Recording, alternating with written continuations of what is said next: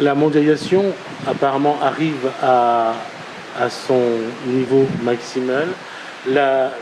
Tout ce qui est service est en train de perdre l'aspect manuel administratif, c'est-à-dire qu'aujourd'hui, le télétravail, la technologie fait qu'on va de plus en plus vite sur Internet ou sur tout ce qui est traitement de texte, comptabilité. Comment aujourd'hui préserver l'emploi face à une situation où de plus en plus les petits boulots comme avant disparaissent de plus en plus? Alors ça, c'est une bonne question, merci, parce que moi je pense à l'inverse que c'est une chance. C'est-à-dire qu'aujourd'hui, finalement, vous parlez du numérique d'une manière générale, le numérique, c'est véritablement la possibilité pour chacun de raccourcir la distance. Donc aujourd'hui, soyons clairs, où sont les marchés de la Réunion aujourd'hui? Les marchés de la Réunion, ils sont dans les 54 pays d'Afrique, qui est votre voisin. Les marchés de la Réunion, ils sont aussi en Inde, où on a beaucoup à faire.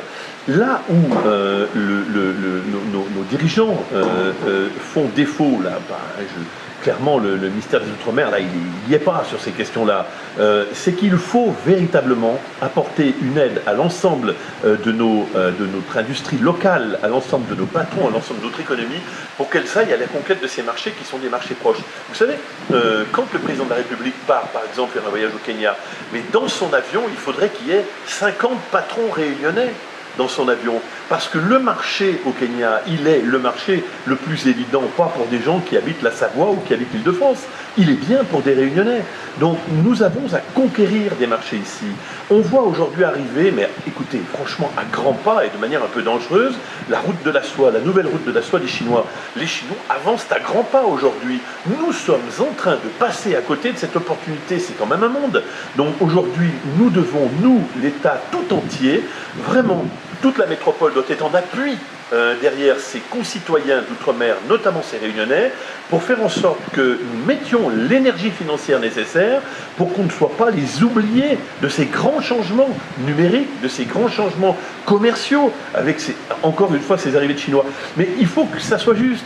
Tout le problème, c'est que moi je discute beaucoup avec des responsables parisiens, il y a beaucoup d'énarques, alors je suis content, j'ai entendu que le chef de l'État avait dans l'idée de supprimer l'ENA. Non pas que les énarques soient des gens pas compétents, c'est pas la question, c'est que quand tout le monde sort de la même école, ils ont la même façon de penser.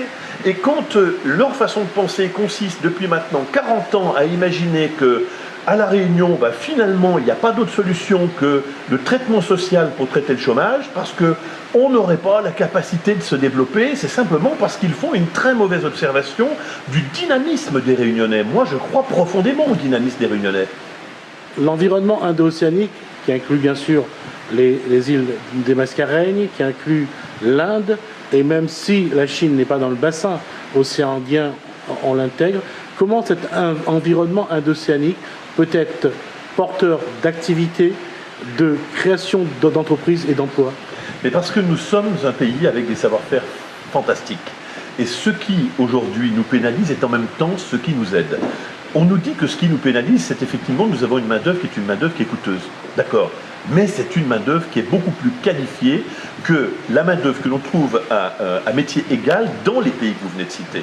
Et aujourd'hui, quand nos Réunionnais partent à la conquête de marché en Afrique ou quand ils partent à la conquête de marché en Inde, leur savoir-faire est un savoir-faire important, puissant.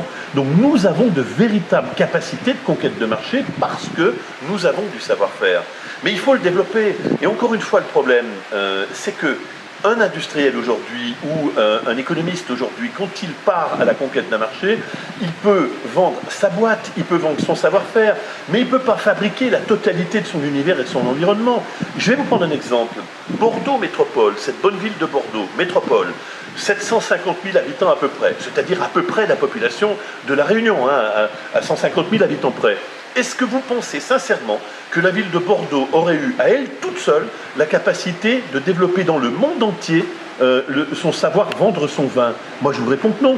Si toute la nation, pendant des décennies, s'était pas mis derrière la ville de Bordeaux, à travers des chefs étoilés, à travers le président Chirac qui levait le coude volontiers pour pouvoir vendre le vin de Bordeaux, si toute la nation s'y était pas mise, aujourd'hui, le vin de Bordeaux ne serait consommé que par des gens qui habitent 50 km autour de Bordeaux. Alors, on ne peut pas demander aujourd'hui aux Réunionnais de faire ce que en métropole on n'arrive pas à faire.